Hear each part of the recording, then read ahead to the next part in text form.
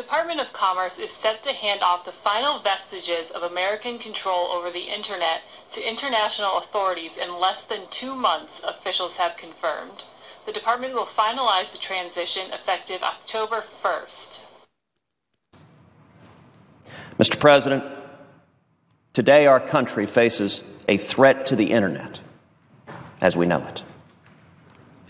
In 22 short days, if Congress fails to act, the Obama administration intends to give away control of the Internet to an international body akin to the United Nations. I rise today to discuss the significant, irreparable damage this proposed Internet giveaway could wreak not only on our nation, but on free speech across the world. And so today, I urge my colleagues on both sides of the aisle to join me, along with Senators Lankford and Lee, along, Mr. President, with you and your leadership, along with Congressman Sean Duffy, to stop the Obama administration from relinquishing U.S. control of the Internet. Many have stood with us in both chambers, and we are very grateful for Senators Thune and Grassley and Burr and Cotton and Sass and Moran and Sessions and Rubio, along with a number of our colleagues in the House, including Congressman Duffy, Barton, Blackburn, Brady, Burgess, Culberson, and Flores.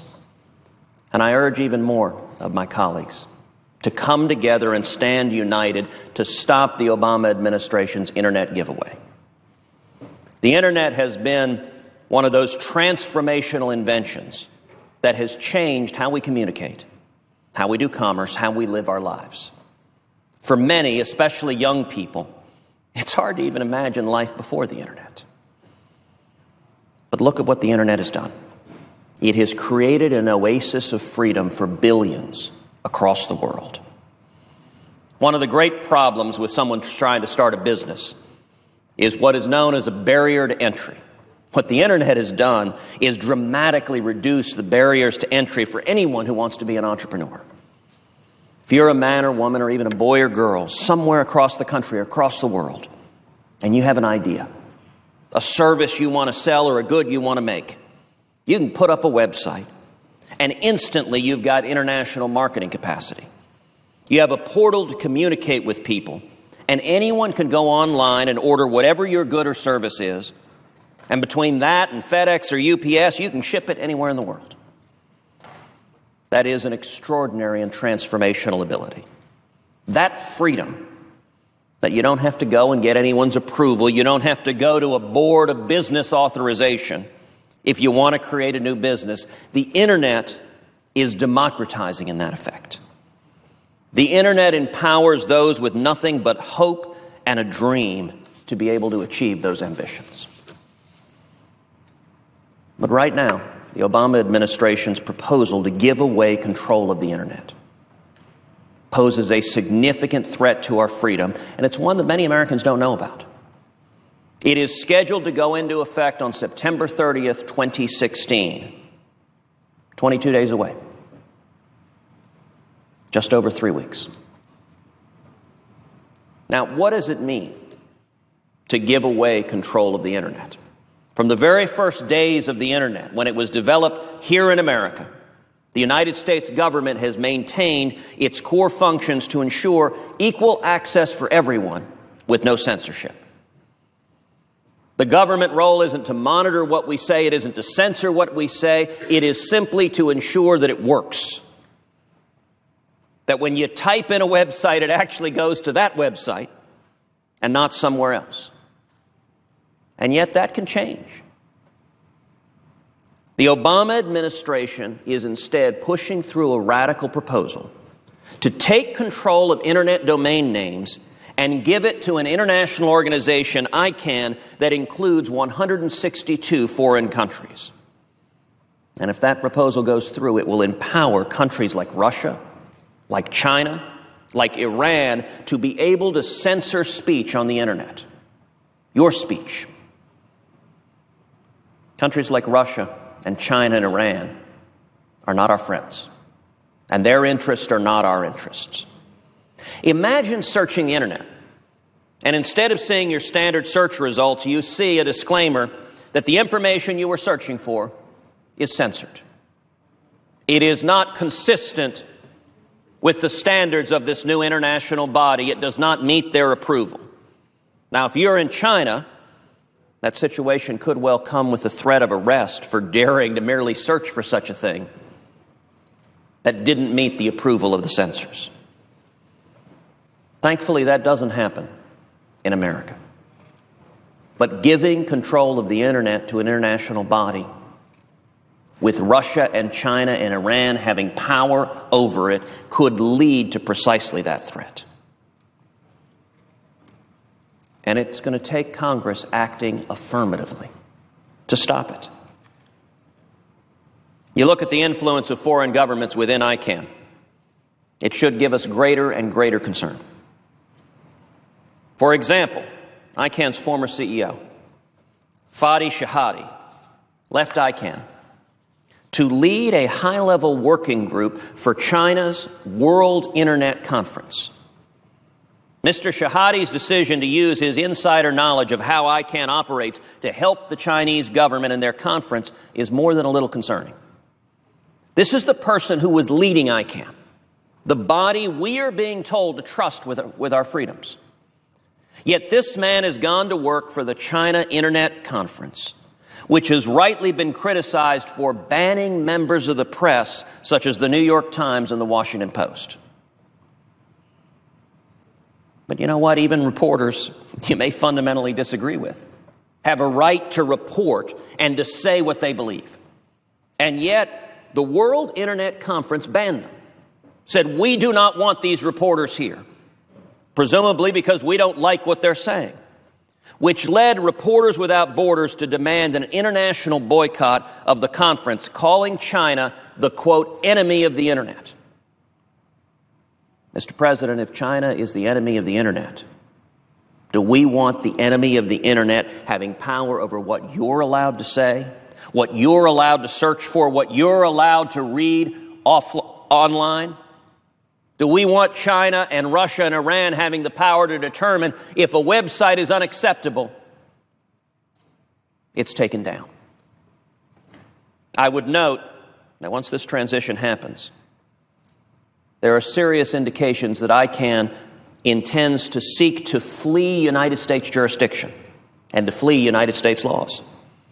Indeed, earlier this summer, ICANN held a global conference in Finland in which jurisdiction shopping was part of their agenda, trying to figure out what jurisdiction should we base control of the internet out of across the globe. A representative of Iran is already on record stating, quote, we should not take it for granted that jurisdiction is already agreed to be totally based on U.S. law. Our enemies are not hiding what they intend to do. Not only is there a concern of censorship and foreign jurisdictions stripping U.S. law from authority over the internet, there are also real national security concerns. Congress has received no assurances from the Obama administration that the U.S. government will continue to have exclusive ownership and control of the .gov and .mil top-level domains in perpetuity, which are vital to our national security. The Department of Defense, the Army, the Navy, the Air Force, the Marines all use the .mil top-level domain. The White House, the CIA, the FBI, the Department of Homeland Security all use .gov.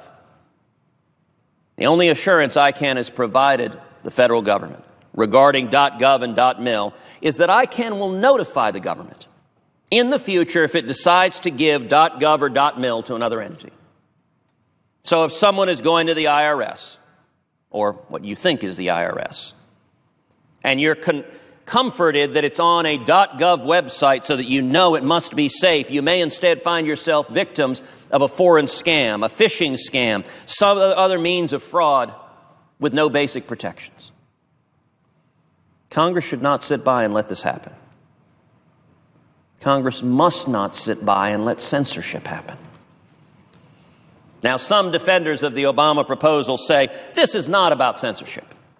It's about handing control to a, quote, multi-stakeholder unit. They would never dream of censoring content on the internet. Well, recently, leading technology companies in the United States, Facebook, YouTube, Twitter, and Microsoft, reached an agreement with the European Union to remove, quote, hate speech from their online platforms within 24 hours. Giant U.S. corporations signing on with the government to say, we are going to help you censor speech that is deemed unacceptable. And by the way, the definition of, quote, hate speech we have seen can be very, very malleable depending upon what norms are trying to be enforced. For example, the Human Rights Campaign, which is active within ICANN, has featured the Family Research Institute, the National Organization for Marriage, the American Center for Law and Justice, and other conservatives and religious groups in a report entitled The Export of Hate. We are facing the real possibility of an international body having the ability to censor political speech if it is contrary to the norms they intend to enforce. In their view, it is hate to express a view different from whatever the prevailing orthodoxy is being enforced. Now, it's one thing dealing with government organizations that try to stifle speech. That is profoundly inconsistent with who we are as Americans. But to hand over control of the internet, to potentially muzzle everybody on the internet, is to ensure that what you say is only consistent with whatever is approved by the powers that be, and that ought to frighten everybody. And there is something we can do with it. Along with Congressman Sean Duffy in the House, I've introduced the Protecting Internet Freedom Act, which, if enacted, will stop the internet transition. And it will also ensure that the United States government keeps exclusive ownership and control of the .gov and .mil top-level domains. Our legislation is supported by 17 key groups across the country, advocacy groups, consumer groups, and it also has the formal endorsement of the House Freedom Caucus. This should be an issue that brings us all together, Republicans, Democrats, all of us coming together. There are partisan issues that divide us. There always will be. We can have Republicans and Democrats argue till the cows come home about the top marginal tax rate. And that's a good and healthy debate to have. But when it comes to the internet, when it comes to basic principles of freedom, letting people speak online without being censored, that ought to bring every one of us together. As members of the legislative branch, Congress should stand united to rein in this president, to protect the constitutional authority expressly given to Congress to control disposition of property of the United States. To put the matter very simply, the Obama administration does not have the authorization of Congress, and yet they are endeavoring to give away this valuable, critical property, to give it away with no authorization of law. I would note the government employees doing so are doing so in violation of federal law, and they risk personal liability in going forward contrary to law. That ought to trouble all of us. Who in their right mind looks at the internet and says, you know what we need? We need Russia to have more control over this. What's the thought process behind this? And what does it gain? What does it gain when you look at the internet? The internet is working. The internet works just fine. It lets us speak. It lets us operate. It lets us engage in commerce. Why would this administration risk giving it up? Mr. President, when you and I were children, Jimmy Carter gave away the Panama Canal. He gave it away even though Americans had built it. Americans had died building the Panama Canal. He nonetheless gave it away. For some reason, President Obama seems to want to embody the spirit of Jimmy Carter, and instead of giving away the Panama Canal, he wants to give away the internet. We shouldn't let them. The United States Constitution prohibits transferring government property to anyone without the authorization of Congress. Article 4, Section 3 of the Constitution explicitly requires congressional authorization. And Congress has for several years now prohibited the administration from using any funds to, quote, relinquish control of the internet. And yet, in typical lawless fashion, the Department of Commerce has been racing to prepare to relinquish control by September 30th, directly violating federal law and using taxpayer funding to do so.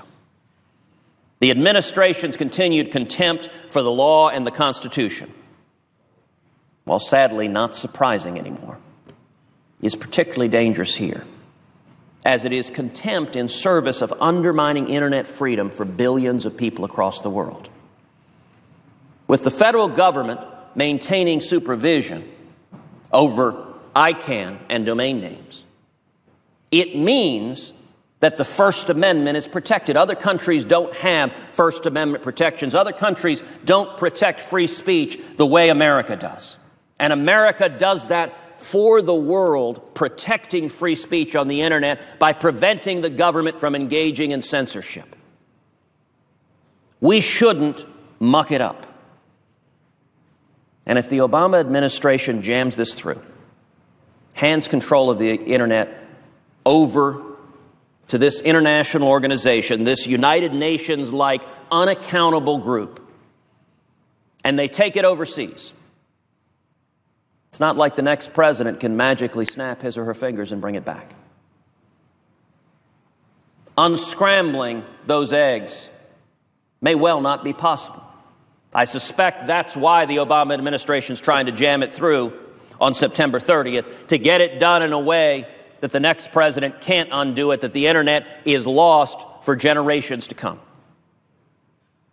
To stop the giveaway of our internet freedom, Congress should act by continuing and by strengthening the appropriations rider in the continuing resolution that we will be considering this month, by preventing the Obama administration from giving away control of the internet. Next week, I will be chairing a hearing on the harms to our freedom that come from the Obama administration's proposal to give away the internet. As President Ronald Reagan stated, freedom is never more than one generation from extinction. We didn't pass it on to our children in the bloodstream. It must be fought for, protected, and handed on for them to do the same. Or one day we will spend our sunset years telling our children and our children's children what it was once like in the United States when men were free. I don't want you and I to have to tell our children and our children's children what it was once like when the internet wasn't censored, wasn't in the control of foreign governments. And I urge my colleagues on both sides of the aisle to come together, to stand together and ensure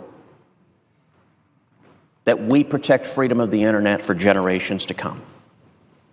It is not too late to act, and I am encouraged by the leadership of members of both houses of Congress to stand up and protect freedom of the internet going forward.